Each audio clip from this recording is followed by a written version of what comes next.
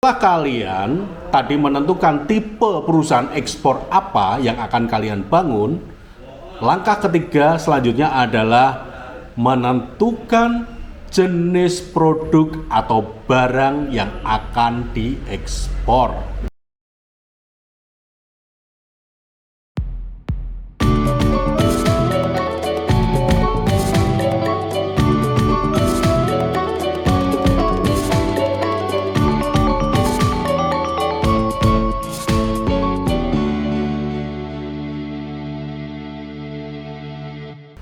Ya, selamat pagi, selamat siang, selamat sore, dan selamat malam para Masdaber dimanapun berada.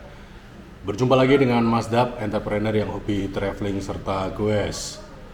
Mungkin bagi para Masdaber yang setia mengikuti channel YouTube Masdab, kalian pasti berpikir kok sudah lama sekali tidak ada video-video baru yang diupload di channel Masdab Indonesia. Jadi sekaligus disclaimer bahwa beberapa waktu yang lalu itu kondisi kesehatan Masdab itu tidak mendukung, jadi Masdab totally vakum ya, baik di YouTube, di IG maupun di TikTok.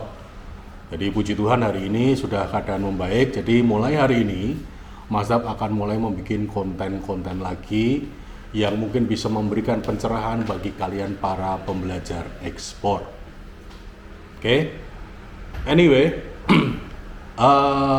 pada video kali ini itu Masdab ingin memberikan semacam langkah-langkah penting ya, khususnya bagi kalian yang akan merintis usaha ekspor. Jadi secara global itu Masdab akan menyampaikan 6 langkah penting untuk membangun usaha ekspor. Nah, karena materi ini cukup penting, Masdab menyarankan kalian para Masdaber melakukan pencatatan-pencatatan kecil supaya kalian bisa mengikuti dengan baik. Jadi ada 6 langkah utama atau langkah penting yang harus kalian persiapkan di dalam rangka membangun usaha ekspor. Seperti biasa, sebelum mengikuti video kali ini, silakan berikan dukungan kalian kepada channel Masdab Indonesia dengan cara di like pada video ini. Dan kemudian kalau nanti kalian setelah mengikuti video ini masih memiliki pertanyaan-pertanyaan, silahkan tulis pada kolom komentar. Oke, mari kita bahas satu persatu 6 langkah penting membangun usaha ekspor. Baiklah, seperti pada pembukaan tadi, Masdab kali ini akan membicarakan 6 langkah penting bagi kalian para Masdaber yang sedang merintis usaha ekspor. Langkah-langkah ini sudah Masdab lakukan dan sudah Masdab buktikan itu bisa berjalan. Jadi kalau kalian memang benar-benar berniat untuk mengawali usaha ekspor, tolong perhatikan dan ikuti langkah-langkah yang Masdab sampaikan pada video kali ini. Oke, yang pertama, untuk mengawali usaha ekspor itu tentu kalian diwajibkan mempelajari dan memahami tentang konsep transaksi ekspor. Ini penting sekali, pemahaman tentang konsep transaksi ekspor. Kenapa ini perlu Masdab sampaikan kepada kalian? Karena banyak sekali para Masdaber yang bertanya, dan pada waktu bertanya ternyata kalian itu belum bisa membedakan bentuk transaksi ekspor dengan transaksi yang lain.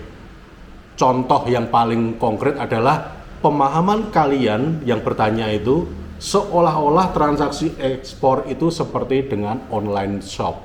Ya, ini konsep yang sangat keliru. Ya, konsep yang sangat keliru. Jadi kalian harus benar-benar mengerti dulu apa itu transaksi ekspor. Dalam pengertian sederhana, kegiatan ekspor adalah sebuah kegiatan pengiriman barang atau transportasi barang atau sebuah komoditas dari suatu negara, dalam hal ini dari Indonesia ke luar Indonesia. Ya. Jadi kegiatan perdagangan dari Indonesia keluar Indonesia, ingat, dari dalam Indonesia keluar Indonesia melewati pabean atau port atau bandara, melewati border batas suatu negara. Ini pemahaman secara sederhana mengenai kegiatan transaksi ekspor. Ya. Pahami dulu karakternya. Ya, apa itu kegiatan ekspor? Terus pahami juga mengenai apa saja komponen-komponen yang diperlukan di dalam transaksi ekspor itu. Ya. Jadi pemahaman mengenai konsep ekspor ini merupakan hal yang mendasar yang harus para Masdaber kuasai dan mengerti dulu. Nggak usah muluk-muluk ngomong yang lain dulu. Kalau kalian belum bisa membedakan antara perdagangan secara umum dengan perdagangan ekspor, itu artinya kalian belum boleh melangkah lebih lanjut untuk mengawali usaha ekspor. Pahami dulu ya. Pertama, perbedaan transaksi ekspor dan non ekspor secara market. Lokasi market untuk produk ekspor itu adanya di luar Indonesia atau di luar negeri. Sementara perdagangan yang lain itu bisa di dalam negeri. Ya, terbatas di dalam negeri. Kalau ekspor luas sekali, selama berada di luar Indonesia itulah pasar untuk produk ekspor. Yang kedua, transaksi ekspor secara umum pada praktek umum itu selalu menggunakan mata uang asing atau falas yang disepakati. Secara umum yang disepakati adalah menggunakan dolar Amerika transaksinya ya. Jadi transaksi di dalam invoice surat-surat berharganya itu dalam bentuk mata uang asing. Ya. Yang ketiga, tentunya di dalam kegiatan ekspor itu melibatkan berbagai macam pihak. Ya, tidak hanya eksportir dan importir atau buyer, tapi di situ ada juga pihak yang namanya forwarder, ada pihak yang namanya shipping line, ada pihak yang namanya PPJK, ada pihak yang namanya bea cukai dan lain sebagainya. Nah, pemahaman secara menyeluruh mengenai kegiatan ekspor ini sangat penting para Masdaber pahami sebelum kalian memutuskan untuk mengawali usaha ekspor kalian. Jadi ini adalah langkah pertama, poin pertama yang harus dipahami oleh para perintis usaha ekspor. Langkah kedua, setelah kalian para Masdaber memahami esensi dari transaksi ekspor, langkah kedua yang harus dilakukan adalah kalian para Masdaber mulai menentukan jenis perusahaan ekspor seperti apa yang akan kalian bangun. Tipe perusahaan ekspor seperti apa yang akan kalian bangun. Berdasarkan pengalaman Masdab, ada dua jenis atau dua tipe perusahaan ekspor yang bisa dibangun. Ya. Yang pertama itu perusahaan ekspor yang memproduksi sendiri produk untuk diekspor atau disebutnya eksportir produsen. Yang kedua, eksportir yang tidak memproduksi sendiri, biasanya disebut dengan eksportir trading. Ya, artinya dia hanya melakukan ekspor tanpa memproduksi sendiri. Ya. Penentuan ini sangat penting di awal. Karena apa? Itu akan menentukan besaran modal atau kapital yang kalian butuhkan. Bentuknya nanti akan seperti apa? Apakah kalian menentukan sebagai eksportir produsen atau kalian menentukan sebagai eksportir non-produsen atau trading? Ya. Ini dua-duanya punya konsekuensi yang sangat besar terhadap persiapan kalian mendirikan usaha ekspor. Ya. Kalau kalian menentukan sebagai eksportir produsen, berarti investasinya harus lebih besar daripada kalau investasi yang satunya yang sebagai eksportir non produsen.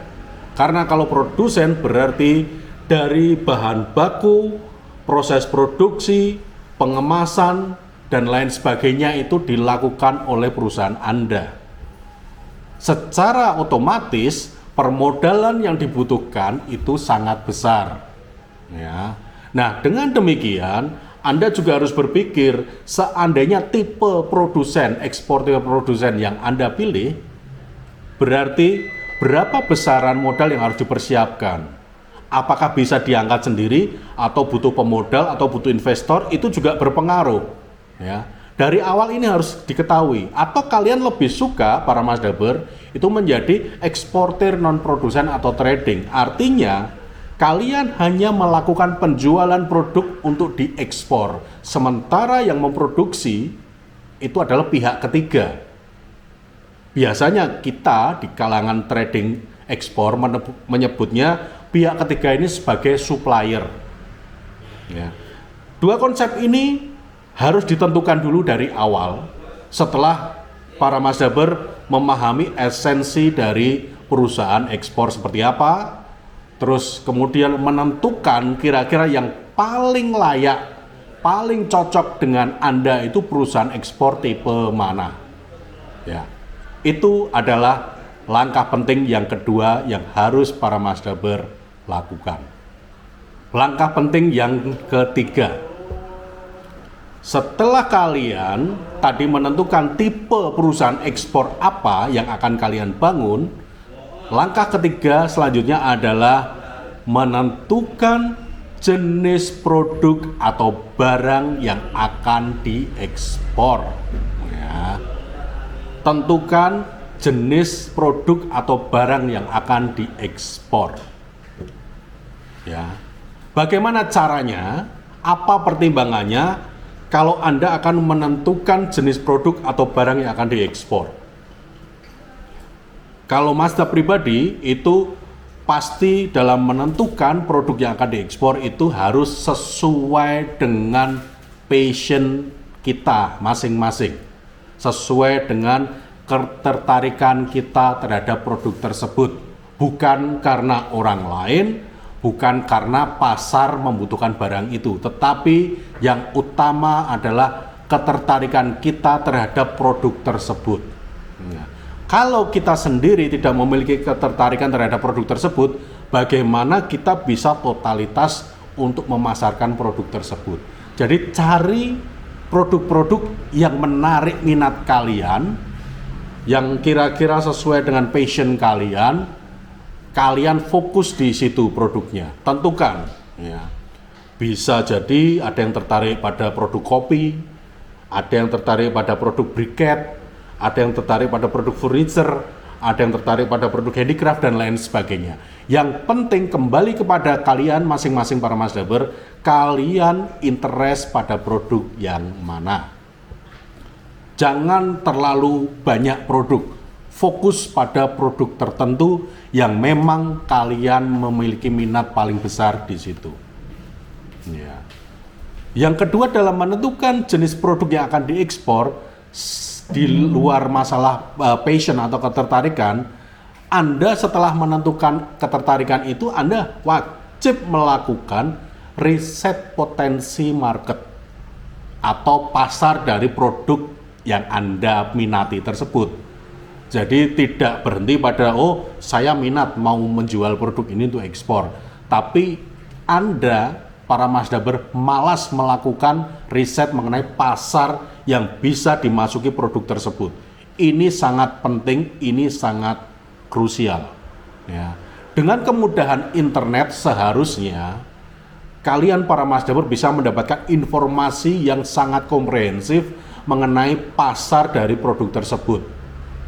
Ya, tingkat persaingannya bagaimana, terus marketnya di negara mana, bagian negara mana, ya, berapa volumenya antara supply dan demand-nya, itu bisa kalian cari semua kalau kalian mau dan niat. Ya. Jadi dengan begitu ada satu gambaran bahwa passion terhadap sebuah produk itu bisa Anda lihat visibility-nya, ya, potensinya ke depan bahwa produk yang saya tertarik ini pasarnya ada di negara-negara ini, di wilayah negara ini, ya. Kompetisinya seperti ini, ya. Permintaannya seperti ini, suplainya seperti ini dan lain sebagainya, ya.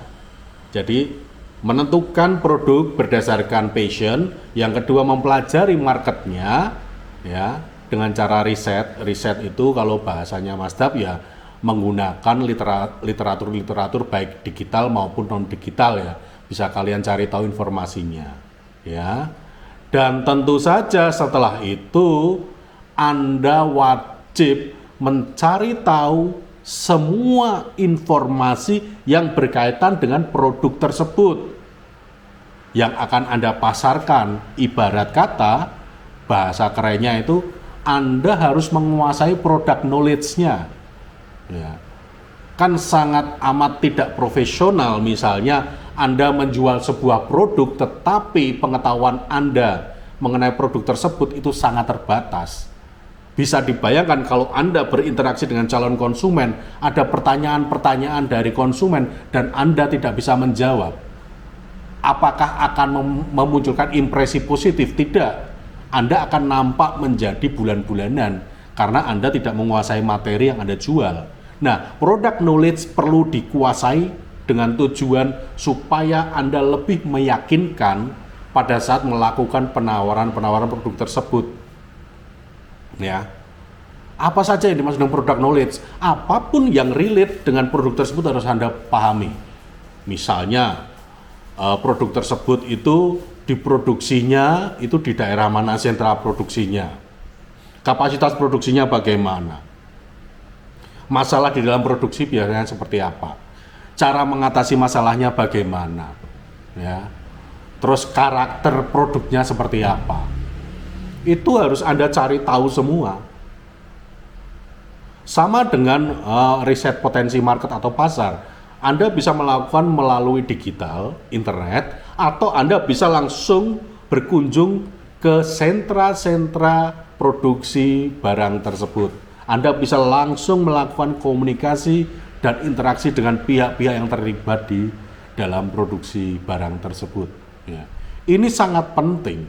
Ya. Sebelum melangkah apa-apa, Anda harus bisa memahami product knowledge-nya. Jadi ibarat kata ada orang mau bertanya, Anda sudah punya jawaban-jawabannya.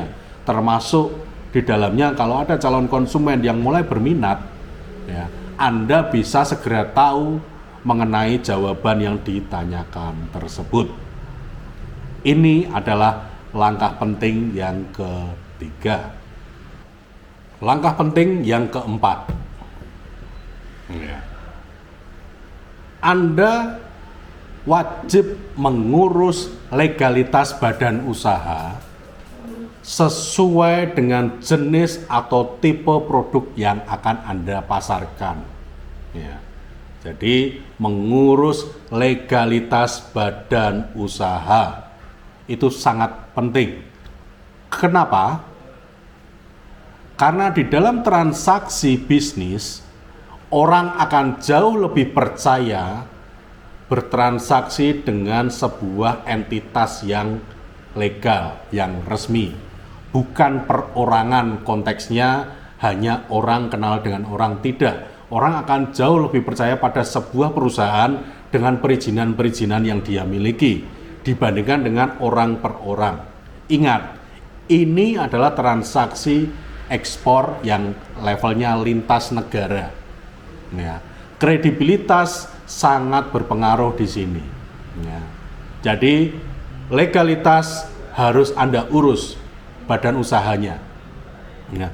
Di dalam mengurus legalitas ini, ya, Anda juga harus menentukan tipe badan usaha. Ini secara umum untuk kegiatan ekspor yang dikenal pada praktek umum adalah berbentuk CV dan PT. Ya.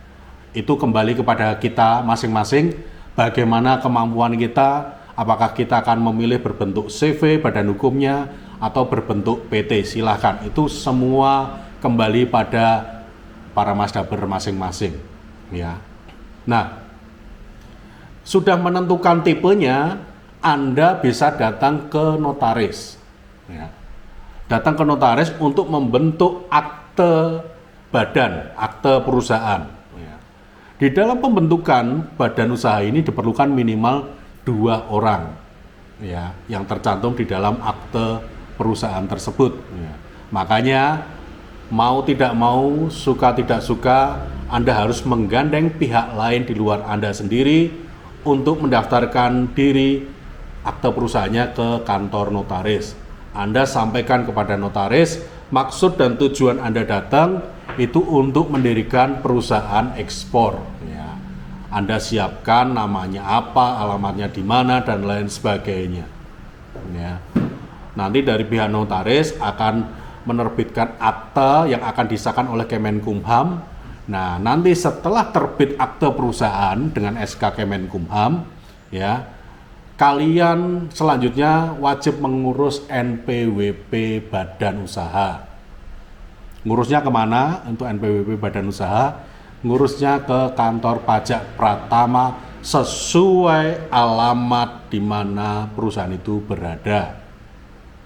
Ya. Nah, untuk tadi biaya di notaris untuk membuat akte usaha itu bervariasi berbeda-beda. Tidak bisa disamakan atau diseragamkan. Semakin daerah itu daerah yang maju dan berkembang atau kota besar itu biasanya lebih mahal dibandingkan dengan biaya notaris di daerah. Tetapi besarannya sekali lagi tidak ada yang bisa menentukan.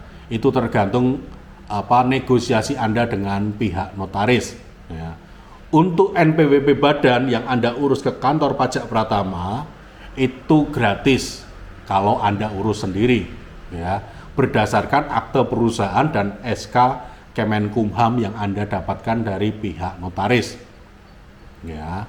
Setelah akte perusahaan, setelah memiliki NPWP badan, Anda wajib mengurus minimal yang namanya NIB, nomor induk berusaha. Ini adalah pengganti SIUP. Ya. Nah, di mana mengurus NIB ini? NIB bisa Anda urus sendiri kalau Anda mau, itu melalui portal OSS. Ya, itu sudah disediakan. Jadi dengan dasar akte perusahaan dan NPWP badan, Anda bisa mendaftarkan diri melalui portal OSS yang berbasis risiko. Jadi NIB inilah nanti dia isinya mencantumkan jenis produk apa yang akan Anda transaksikan untuk kegiatan ekspor. Ya. Jadi tipenya di dalam NIB nanti menerangkan nama perusahaan, terus produknya apa. Di situ akan tercantum pada NIB tersebut. Dan pengurusan NIB ini gratis. Tidak ada biaya kalau Anda mau mengurus sendiri melalui portal OSS tersebut.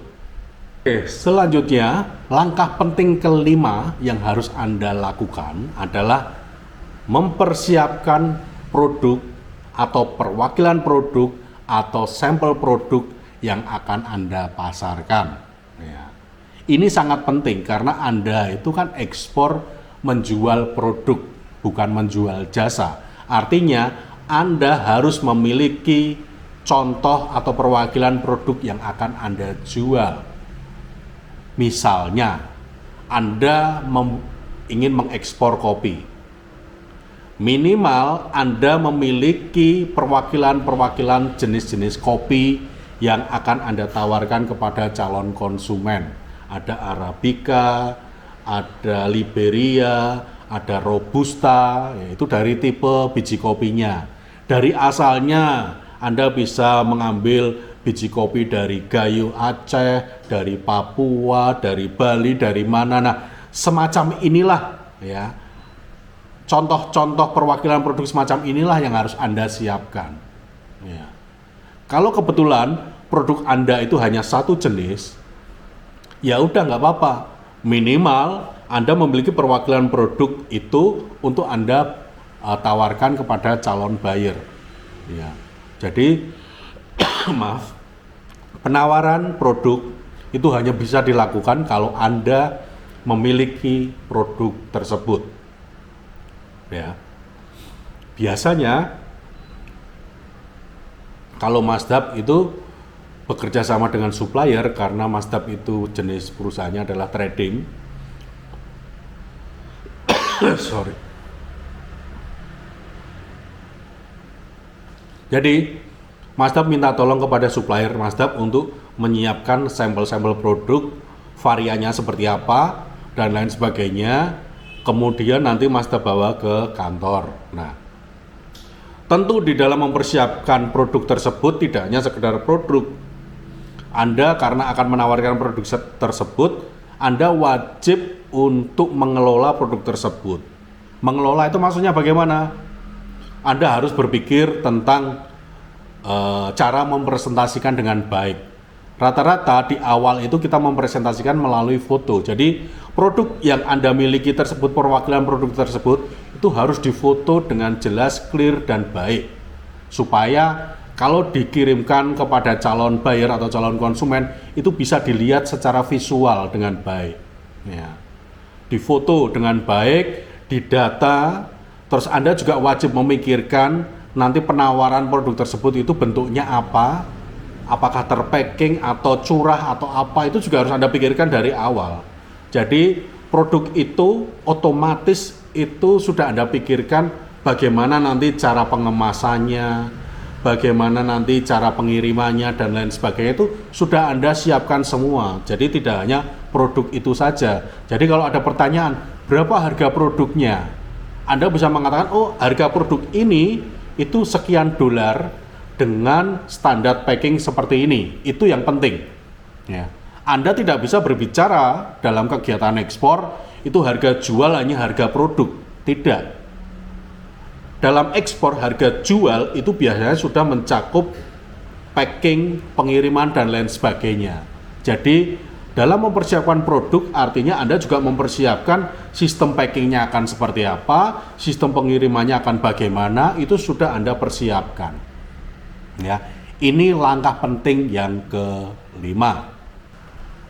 Langkah penting yang keenam adalah menentukan cara pemasaran produk tersebut. Ya. Jadi secara umum pada praktek kegiatan ekspor, terutama berdasarkan pengalaman di tempat Masdab, itu kita untuk perusahaan Masdab itu menggunakan 3 cara pemasaran produk. Yang pertama itu melalui buying agent.